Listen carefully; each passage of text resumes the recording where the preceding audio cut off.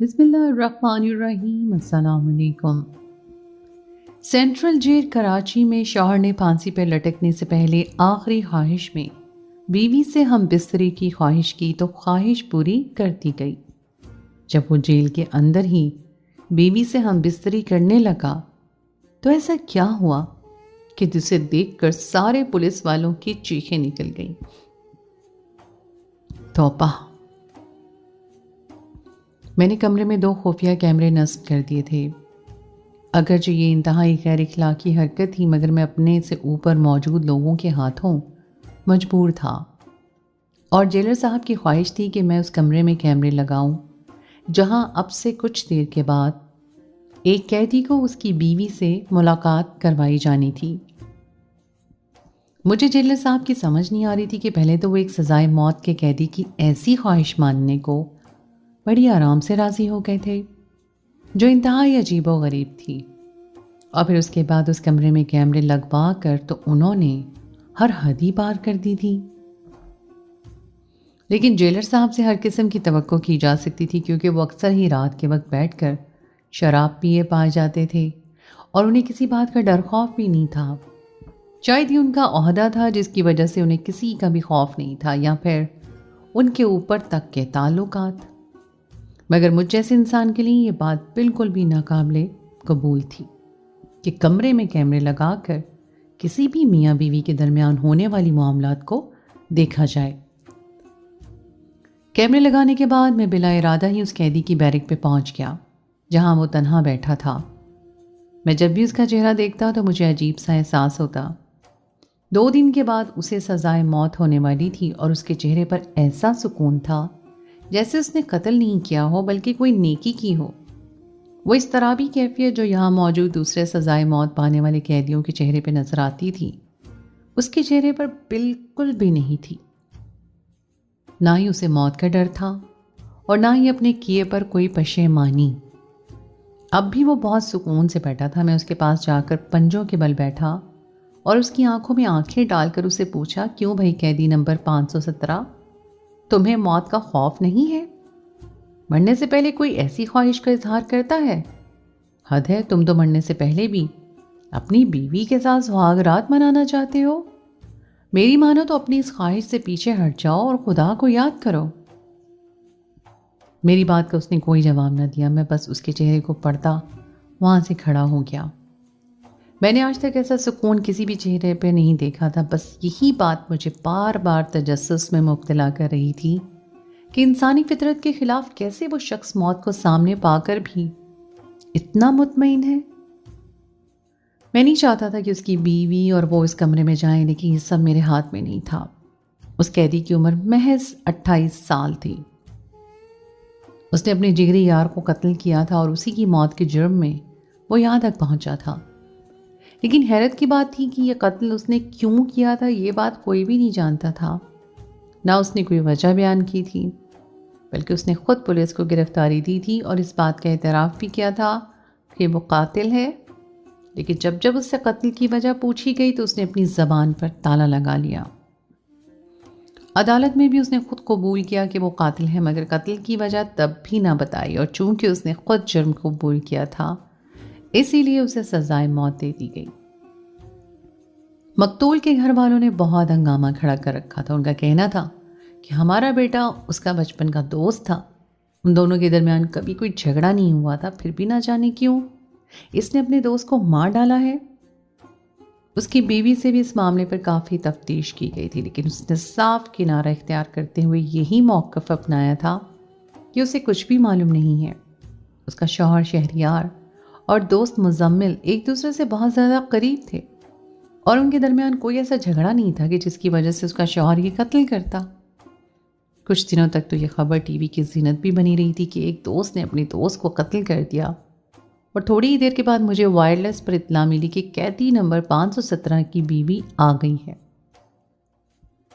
یہ سن کر میں کچھ پریشان ہو گیا۔ دراصل میری پریشانی کی وجہ وہ کیمرے تھے جو میں نے نصب کیے تھے۔ میری نظر میں یہ بات بہت ہی گھٹیا تھی کہ جیلر صاحب ان کیمروں کی مدد سے میاں بیوی کے ذاتی ملاقات کے منظر کو دیکھیں گے، لیکن میں نوکری کے ہاتھوں مجبور تھا۔ اس نوکری کو حاصل کرنے کے لیے میں نے 5 لاکھ روپے کی رشوت کھلائی تھی، اور اب جب یہ سرکاری نوکری مجھے مل گئی تھی تو مجھے وہی سب کچھ کرنا تھا جو بڑے مجھ سے چاہتے تھے۔ اگر میں ان کے خلاف کچھ بھی کرتا تو یا تو میرا ٹرانسفر ہو جاتا یا پھر نوکری ہی ختم ہو جاتی۔ بس اسی لیے میں نے اس وقت بھی اپنے منہ پر تالا لگا لیا تھا۔ جیلر صاحب کے حکم پر میں اس قیدی کی بیوی کو اس کمرے میں پہنچا گیا۔ اس کی بیوی بہت ہی جوان اور خوبصورت تھی، کوئی بھی اس کا عاشق ہو سکتا تھا، مگر اس نے خود کو چادر میں چھپا رکھا تھا۔ ایک دفعہ چادر کا پلو چھوٹنے پر ہی میں نے اس کا چہرہ دیکھا تھا۔ شاید وہ پردے دار تھی یا پھر یہاں آتے ہوئے اس نے پردہ کرنا مناسب سمجھا تھا۔ میں سوچ رہا تھا کہ اگر جیلر صاحب کی نظر اس عورت کے چہرے پر پڑی تو یقیناً ان کی نیت خراب ہو جائے گی۔ وہ عورتوں کے بڑے ہی شوقین تھے اور اکثر ہی رات کو ان کے کمرے میں عورتوں کو لایا جاتا تھا، اور وہاں کیا ہوتا تھا یہ بات بنا دیکھے بھی مجھے معلوم تھی۔ جیلر صاحب کے حکم پر قیدی نمبر 517 کو اس کمرے میں بھیج دیا گیا، اور بھیجنے سے پہلے ان دونوں میاں بیوی کی مکمل طور پر تلاشی لی گئی تھی تاکہ کچھ غلط نہ ہو سکے۔ آج تک کبھی کسی قیدی نے ایسی انوکھی خواہش کا اظہار نہیں کیا تھا، اسی لیے یہ جیل کی تاریخ میں پہلی دفعہ تھا اور اس بات کو خفیہ ہی رکھا گیا تھا۔ جیلر صاحب نے نہ ہی کسی سے اجازت لی تھی اور نہ ہی اس بات کو کسی کے سامنے بیان کیا تھا، اور یہ بات مجھے بعد میں پتہ چلی کہ انہوں نے اس خواہش کو رد کرنے کے بجائے پورا کرنا کیوں ضروری سمجھا۔ 2 پہرے دار اس کمرے کے باہر تعینات تھے۔ کمرے کے دروازے پہ کوئی لاک یا کنڈی موجود نہیں تھی۔ ان دونوں کو چھوڑنے کے بعد جیلر صاحب کے حکم پر میں ان کے کمرے میں پہنچا تو وہ لیپ ٹاپ کھول کر بیٹھے تھے۔ انہوں نے مجھے بھی اپنے ساتھ بیٹھنے کا اشارہ کیا۔ میری ان سے کافی زیادہ بات چیت تھی، وہ مجھ پر بہت بھروسہ کرتے تھے۔ کہنے لگے آؤ ہم بھی تھوڑے مزے کرتے ہیں، اور یہ سن کر میں شرمندہ ہو گیا اور میں نے کہا کہ نہیں صاحب، میں جیل کا راؤنڈ لگا لیتا ہوں، آپ بیٹھیے۔ لیکن وہ نہ مانے اور کہنے لگے تم بھی میرے ساتھ بیٹھ جاؤ۔ مرنے سے پہلے اس قیدی کی عجیب و غریب خواہش نے مجھے مجبور کیا کہ میں دیکھوں تو صحیح آخر اس کی بیوی میں ایسا کیا ہے جو اسے موت کے وقت اپنی بیوی سے ہم بستری کرنے کی خواہش جاگی ہے۔ کچھ تو ایسا ہوگا نا جو مرنے سے پہلے بھی اسے اپنی بیوی کا ساتھ چاہیے۔ اس کی مرنے کے بعد اس کی بیوی بیوہ ہو جائے گی، بیچاری غریب عورت ہے، ہم ہی اس کے کھانے پانی کا کچھ انتظام کر دیں گے۔ یہ کہہ کر وہ بہت زور سے ہنسے تھے، اور ان کی ہنسی میں موجود مکاری اور کمینگی مجھے صاف دکھائی دی تھی۔ میں جان گیا تھا کہ ان کی نیت میں کون سا فطور ہے جس نے انہیں یہ کیمرے لگوانے پہ مجبور کیا ہے اور جس کی وجہ سے انہوں نے ایسی انوکھی خواہش کو پورا کیا ہے۔ وہ اس ویڈیو کی مدد سے بعد میں اس عورت کو بلیک میل کر کے بڑے آرام سے اپنے گندے مقصد حاصل کر سکتے تھے، اور یہ بات سمجھ میں آتے ہی مجھے اپنے آپ سے گھن آنے لگی کہ میں نے ان کے کہنے پہ کیمرے کیوں لگائے۔ ایک عزت دار عورت ساری زندگی ان کے پیروں میں روننے والی تھی۔ میں خود شادی شدہ تھا، اس لیے شاید ہر بات کو بہت زیادہ محسوس کر رہا تھا۔ جیلر صاحب نے زبردستی مجھے اپنے ساتھ بٹھایا۔ اسکرین پر اس کمرے کے اندر کا منظر واضح نظر آنے لگا۔ بہت ہائی کوالٹی کے کیمرے تھے، وائس کا آپشن بھی موجود تھا، اور اس کمرے میں ہونے والی ہر بات بھی ہمیں صاف صاف دکھائی دے رہی تھی۔ جیلر صاحب کی نظر اسکرین پر جم گئی۔ میں کبھی اسکرین پر نظر ڈالتا تو کبھی شرمندگی سے سر جھکا لیتا۔ اس قیدی نے اپنی بیوی کو ہاتھ پکڑ کر بستر پر بٹھایا تھا اور اس کی چادر کو چہرے سے ہٹا دیا تھا۔ اسکرین پر اس کی بیوی کا چہرہ نظر آتے ہی جیلر صاحب کے منہ سے بے ساختہ ہی بڑے گھٹیا الفاظ نکلے تھے۔ وہ اپنی گندی زبان سے اس عورت کی خوبصورتی کی تعریف کر رہے تھے، اور پھر اسپیکر سے آتی آواز نے ہم دونوں کو ہی متوجہ کر لیا۔ وہ دونوں ایک دوسرے سے بات کر رہے تھے۔ لامحالہ میری نظر بھی اسکرین پر جم گئی، اور پھر جو منظر ہم نے دیکھا ہماری چیخیں نکل گئیں۔ اس قیدی کی بیوی نے ہم بستری کے دوران ایسی حرکت کی جو شاید کوئی بھی عورت نہیں کر سکتی۔ وہ تو اپنے شوہر سے بھی زیادہ طاقتور نکلی، اور دیکھتے ہی دیکھتے اس نے اپنے شوہر کو، اب سمجھ میں آیا تھا کہ اس کے شوہر نے آخری خواہش میں اپنی بیوی کے ساتھ ہم بستری کی خواہش کا اظہار کیوں کیا تھا۔ جیلر صاحب فوراً اس کمرے کی طرف دوڑ پڑے۔ میں بھی اس کے پیچھے پیچھے بھاگا، اور جب ہم کمرے میں داخل ہوئے تو وہ قیدی بستر پر پڑا تھا اور اس کی سانس دھونکنے کی طرح چل رہی تھی اور اس کی بیوی جو نیم برہنہ سے لباس میں تھی اس نے جلدی سے اپنے وجود کو چادر میں چھپا لیا تھا اور اپنے لباس کو درست کرنے لگی تھی۔ جیلر صاحب نے آؤ دیکھا نہ تھا اس عورت کا ہاتھ پکڑا اور کھینچتے ہوئے اپنے کمرے میں لے گیا اور میں اس قیدی کے پاس کھڑا رہ گیا۔ وہ چیختے ہوئے مجھ سے پوچھ رہا تھا کہ اس کی بیوی کو کیوں لے جایا جا رہا ہے، لیکن میں اس کے سوال کا جواب نہیں دے سکتا تھا کیونکہ میں جانتا تھا کہ اب جیلر صاحب اس عورت کے ساتھ کیسا سلوک کریں گے۔ جو کچھ اس عورت نے اپنے شوہر کے ساتھ کیا تھا اس کے بعد تو جیلر صاحب اسے کسی صورت بخشنے والی نہیں تھے۔ میں نے اس قیدی کو بیٹھنے کا اشارہ کیا اور خود بھی اس کے سامنے بیٹھ گیا، اور یہ پہلی دفعہ تھا جب میں نے آج اس کی آواز صحیح طرح سے سنی تھی، ورنہ وہ کبھی بات ہی نہیں کرتا تھا۔ میں نے اسے کہا کہ اپنے بارے میں سب کچھ سچ سچ بتاؤ اور تم نے یہ گناہ کیوں کیا یہ بھی بتا دو۔ اس نے پھر خاموشی سے سر جھکا لیا تو میں نے اسے سختی سے کہا کہ جو کچھ بھی اس کمرے میں تم دونوں میاں بیوی کے درمیان ہوا ہے وہ سب کیمرے میں ریکارڈ ہے۔ اگر تم اپنے جرم کی وجہ نہیں بتاؤ گے تو یہ ریکارڈنگ دنیا کے سامنے پیش کر دی جائے گی، تمہاری بیوی کی عزت پامال ہو جائے گی اور دنیا دیکھے گی کہ تم دونوں کے درمیان کیا ہوا ہے۔ اس لیے بہتر ہے کہ تم مجھے وہ وجہ بتا دو جس وجہ سے تم یہاں ہو، اور یہ بات بھی بتاؤ کہ تم نے کیوں آخری خواہش کے طور پہ اپنی بیوی کو یہاں بلوایا۔ ریکارڈنگ والی بات سن کر اس قیدی کے چہرے پہ ایک عجیب سا تاثر پیدا ہوا تھا اور پھر اس نے آہستہ آہستہ ہر بات بتانی شروع کر دی۔ اس کا نام شہریار تھا۔ وہ کراچی کے ایک پسماندہ علاقے سے تعلق رکھتا تھا اور بچپن سے ہی اس کی اور مزمل کی بڑی گہری دوستی تھی۔ اس کے لیے اس کا دوست اس کی زندگی تھا اور اپنے دوست کے بغیر وہ کبھی کوئی قدم نہیں اٹھاتا تھا۔ دونوں دوستوں نے نہ صرف تعلیم ایک ساتھ حاصل کی بلکہ ایک ہی کمپنی میں نوکری بھی کرنے لگے۔ نوکری کچھ بہتر ہوئی تو گھر والوں نے شادی کے بارے میں بات کی اور پھر ان کی والدہ نے اپنی پسند سے ہی اس کے لیے ایک لڑکی کا انتخاب کر لیا، اور اس طرح شہریار کی زندگی میں اس کی بیوی نور آ گئی۔ خوب دھوم دھام سے ان دونوں کی شادی ہوئی، اور اس کی شادی پر اگر کوئی سب سے زیادہ خوش تھا تو وہ اس کا دوست مزمل تھا۔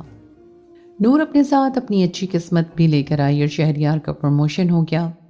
مزمل اسی جگہ پر رہ گیا جہاں وہ پہلے تھا، کیونکہ مزمل کا دھیان نوکری سے کہیں زیادہ دوسری چیزوں پر تھا، شاید اسی لیے وہ ترقی بھی نہیں کر سکا تھا۔ شہریار کی والدہ دوسرے شہر بڑے بیٹے کے پاس چلی گئیں۔ یہاں شہریار اور اس کی بیوی نوری رہ گئے تھے، اور نوکری پر زیادہ دیر ہونے کی وجہ سے شہریار کو گھر کے چھوٹے موٹے کاموں کا مسئلہ ہونے لگا۔ چونکہ مزمل کی پروموشن نہیں ہوئی تھی اس لیے اس پر دفتری کاموں کا دباؤ بھی زیادہ نہیں تھا، اس لیے شہریار اپنے گھر کے کام کاج اس سے کہتا اور اسے پیسے دے کر نور کو سودا سبزی منگوا دیتا۔ سب کچھ بالکل ٹھیک چل رہا تھا، کوئی پریشانی نہیں تھی، لیکن پھر نور کا رویہ آہستہ آہستہ تبدیل ہو گیا۔ وہ ہر وقت پریشان نظر آتی، شہریار سے بات کرنے سے بھی کتراتی۔ ان دونوں کے درمیان عجیب سی دوری پیدا ہو گئی تھی اور گھر میں بھی خاموشی رہنے لگی تھی۔ شہریار اس بات کو بہت زیادہ محسوس کر رہا تھا کہ نور مستقل پریشان ہے، لیکن اس کے پوچھنے پر بھی نور نے کبھی کوئی جواب نہ دیا۔ اور پھر ایک دن جب شہریار نے سختی سے نور سے پوچھا کہ کیا مسئلہ ہے تو اس نے ایسی بات کہی جو شہریار کے وہم و گمان میں بھی نہیں تھی۔ اس نے بتایا مزمل اس پر بری نظر رکھتا ہے اور اسے پریشان کرتا ہے، اور یہ سن کر شہریار غصے میں آ گیا۔ اسے اپنی بیوی بہت عزیز تھی، لیکن ساتھ ہی مزمل کی دوستی پر بھی پورا اعتبار تھا۔ وہ کہنے لگا تمہیں کوئی غلط فہمی ہوئی ہوگی، لیکن نور کا کہنا تھا کہ اس نے خود اس بات کو محسوس کیا ہے۔ شہریار کو نور کی بات پر ہرگز بھی یقین نہیں آ رہا تھا، اور پھر اس نے سوچا کہ نور کو ہی کوئی غلط فہمی ہوئی ہے۔ معمول کے مطابق اس نے اگلے دن بھی مزمل کو پیسے دے کر کچھ سودا بتا دیا جو اسے دفتر سے واپسی میں خریدتے ہوئے نور کے گھر پہنچانا تھا۔ مزمل خوشی خوشی پیسے لے کر نکل گیا تو شہریار کے دل میں یہ بات آئی کہ اسے بھی پیچھے جا کر دیکھنا چاہیے کہ نور ٹھیک کہہ رہی ہے یا پھر اسے کوئی غلط فہمی ہوئی ہے۔ مزمل کے پیچھے جب شہریار گھر پہنچا تو اس کے ہوش و حواس ٹھکانے آ گئے۔ وہ ڈرائنگ روم کے دروازے پہ ہی رک گیا۔ مزمل اور اس کی بیوی ڈرائنگ روم میں بات کر رہے تھے اور ان دونوں کی باتوں نے شہریار کو ہکا پکا کر دیا تھا۔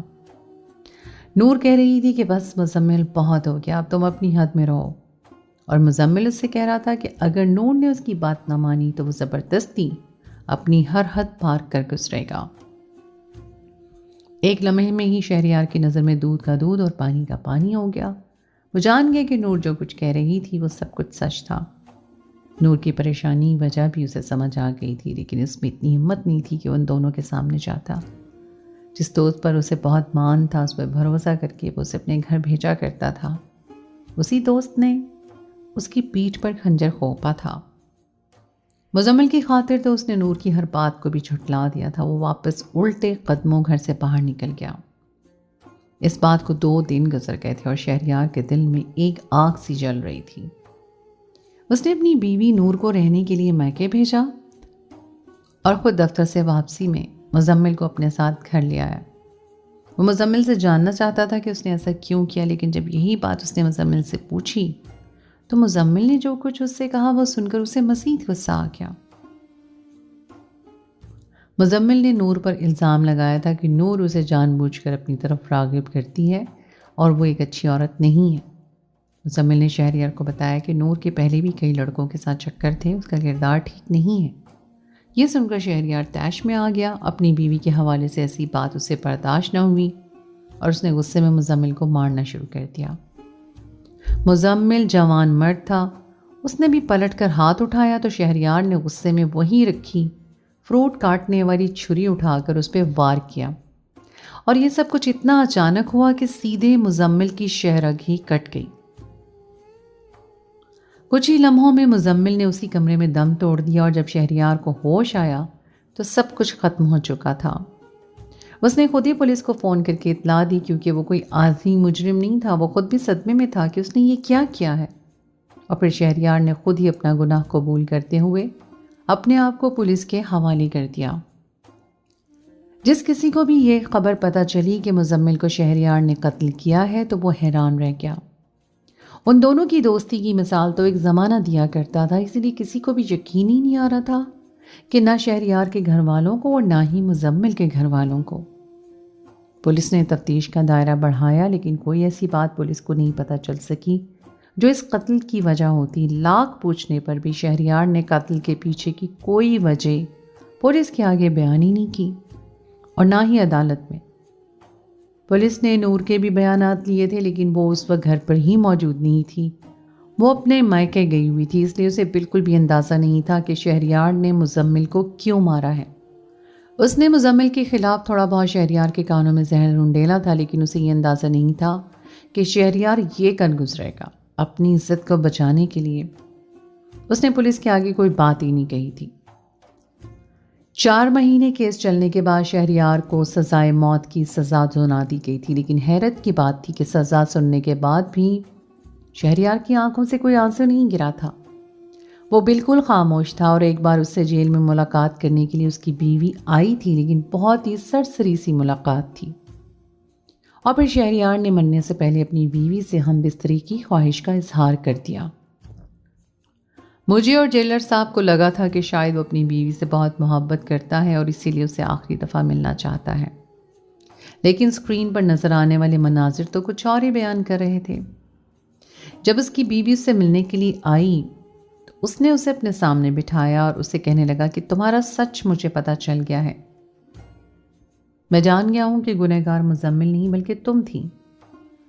یہ کہہ کر اس نے اپنی بیوی کے لباس کو اس کے وجود سے کھینچا اور کہنے لگا تمہیں خود کو بے آبرو کرنے کا بہت شوق ہے، آج میں تمہیں بے آبرو کروں گا۔ اور یہ سنتے ہی اس کی بیوی بول پڑی کہ کل تمہیں سزائے موت ہونے والی ہے اور تم چاہ کر بھی اب کچھ خود کو نہیں بچا سکتے۔ اگر تم میرے ساتھ یہاں کچھ غلط کرو گے تو تمہیں پھر بھی کچھ حاصل نہیں ہوگا۔ یہ سچ ہے کہ مجھے تم سے زیادہ مزمل پسند آ گیا تھا، اس لیے میں اسے اپنی طرف بلانے لگی، لیکن وہ ہر بار تمہاری دوستی کو درمیان میں لے آتا اور یہی کہتا کہ وہ تمہارے ساتھ کوئی دھوکہ نہیں کر سکتا۔ وہ تو تمہیں میرا سچ بتانا چاہتا تھا، وہ جانتا تھا کہ میرے کئی لڑکوں کے ساتھ تعلقات رہے ہیں، اور اسی لیے میں نے خوف کے مارے تمہارے دل میں اس کے لیے غلط باتیں ڈالنا شروع کر دی، تاکہ اگر وہ کبھی تمہیں کچھ کہے بھی تو تم یقین نہ کرو۔ میں چاہتی تھی کہ تم اس سے دور رہو اور تمہیں میرا سچ پتہ نہ چلے، اور جب تم دونوں کی دوستی میں دوری آتی تو میرے لیے مزمل کو حاصل کرنا بھی آسان ہو جاتا۔ یہ سنتے ہی شہریار نے اس پر حملہ کیا تھا، اور بدلے میں نور نے اس سے بھی زیادہ طاقت سے اسے دھکا دے کر مارنا شروع کر دیا۔ وہ شہریار سے بھی زیادہ طاقتور نکلی تھی، اور یہی سب کچھ سننے اور دیکھنے کے بعد میں اور جیلر صاحب بھاگتے ہوئے اس کمرے میں آئے تھے، اور اب صحیح طرح سے مجھے سارا پتہ چل گیا تھا۔ میں نے شہریار سے کہا، ٹھیک ہے، مزمل کے قتل کی وجہ سے مجھے سمجھ آ گئی ہے، لیکن اپنی بیوی کو تم نے یہاں کیوں بلایا تھا؟ یہ سن کر شہریار کہنے لگا کہ اس وقت تو جذبات میں آ کر میں نے مزمل کا قتل کر دیا تھا، لیکن پھر جب میری بیوی مجھے یہاں ملنے آئی تو اس کی باتوں سے مجھے احساس ہو گیا کہ کہیں نہ کہیں وہی غلط ہے۔ میں نے کسی کو بھی مزمل کے موت کے پیچھے کی وجہ نہیں بتائی کہ میری بیوی کی عزت خراب ہوگی، لیکن اب مجھے لگنے لگا تھا کہ میری بیوی صحیح ٹھیک نہیں ہے، اور پھر میرے دل میں یہ بات بیٹھ گئی کہ میں مرنے سے پہلے سچائی ضرور جانوں گا۔ اسی لیے میں نے اسے ملنے کے لیے بلایا، لیکن اگر وہ میرے سامنے آ کر اپنا سچ قبول بھی کرتی تو بھی مجھے کوئی فائدہ نہ ہوتا۔ اس لیے میں نے ہم بستری کی بات کی، کیونکہ اتنے دنوں میں جیلر کی فطرت سے اچھی طرح واقف ہو گیا تھا۔ میں جانتا تھا کہ وہ ہم دونوں میاں بیوی کو دیکھنے کے لیے یہاں کیمرے ضرور رکھوائے گا، اور اسی طرح میرا سچ کیمروں میں ریکارڈ ہو جائے گا، اور میرا یقین بالکل صحیح ثابت ہوا۔ میں جانتا ہوں کہ یہاں کیمرے لگے ہوئے ہیں اور ہر بار کیمروں میں ریکارڈ ہوتی ہے۔ وہ کہنے لگا، مجھے سزائے موت سے نہیں بچنا۔ مجھے افسوس ہے کہ میں نے اپنے بچپن کے دوست کی بات پر اعتبار نہیں کیا، میری وجہ سے وہ اس دنیا سے چلا گیا، لیکن اب میں یہ چاہتا ہوں کہ میری بیوی کو بھی اس کے گناہ کی سزا ملے۔ وہی تھی جس نے ہم دونوں کے درمیان نفرت کا یہ بیج بویا تھا۔ اس کی بات سن کر میں حیران رہ گیا تھا۔ وہ بہت ہی زیادہ چالاک تھا۔ جیلر کی فطرت کو بھانپ کر اس نے یہ سارا کھیل کھیلا تھا، اور وہ کامیاب بھی ہو گیا تھا۔ اس کی بیوی کا اصل چہرہ کیمروں میں ریکارڈ ہو گیا تھا، اور اب اس کی بیوی کو بھی سزا دی جا سکتی تھی، لیکن یہ سب کچھ جیلر کے ہاتھوں میں تھا۔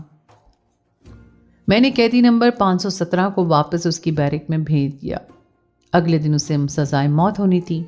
میں واپس جیلر صاحب کے کمرے میں پہنچا تو ان کے کمرے کا دروازہ بند تھا۔ میں جانتا تھا کہ وہ اتنی آسانی سے اب اس عورت کو نہیں بخشیں گے اور نہ اپنی گندی نیت کو پورا کریں گے، بلکہ اسے سزا بھی دلوائیں گے۔ اور میں خاموشی سے وہاں سے ہٹ کر جیل کے راؤنڈ پر نکل گیا اور سوچ رہا تھا کہ ایک عورت کتنی زندگیاں برباد کر سکتی ہے۔ اب تک نور نے نہ جانے کتنے لڑکوں کی زندگی خراب کی تھی، اور آخر میں اس نے اپنے شوہر کو ہی سزائے موت کی دہلیز پر پہنچا دیا تھا۔ یہ سب کچھ کرنے کے بعد وہ خود بھی نہیں بچ سکی۔ پتہ نہیں اب جیلر صاحب کب تک اسے اذیت کا نشانہ بنانے والے تھے۔ شاید وہ بھی یہاں آنے والی عورتوں کی لسٹ میں شامل ہونے والی تھی، یا پھر اس سے بھی کسی جیل کی کوٹری میں ڈال جانا تھا۔ یہ بھی ممکن تھا کہ اس پر جیلر صاحب کی طرف سے کیس کروا دیا جاتا، کیونکہ اس کا کنفیشن کیمروں میں ریکارڈ تھا۔ اس جیل میں نوکری کرتے ہوئے میں نے ایک بات بہت اچھی طرح سمجھ لی تھی کہ زیادہ تر جرم جذبات میں آ کر اور سچ جانے بغیر ہی کیے جاتے تھے۔ اس لیے میں یہ بات ضرور کہنا چاہوں گا کہ کوئی بھی قدم اٹھانے سے پہلے انسان کو ایک دفعہ سچائی ضرور جاننی چاہیے۔ آپ لوگوں کا کیا خیال ہے؟ کیا جو کچھ شہریار نے کیا وہ ٹھیک تھا، یا پھر نور کو بدترین سزا ملنی چاہیے؟